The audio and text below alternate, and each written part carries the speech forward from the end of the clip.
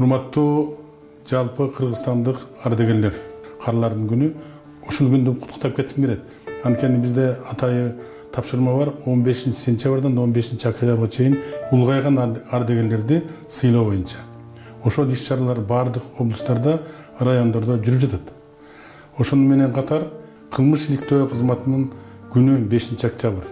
Ошол күн менен бардык Кыргызстандагы ички иштер министрлигинин кылмыш иликтөө кызматкерлерин жана ардагерлерин кылмыш иликтөө күнү менен жалпы куттуктайм. Анткени кылмыштын бети ачылып турса, жалпы кыргыз эл үчүн жашоо шарт туура болот.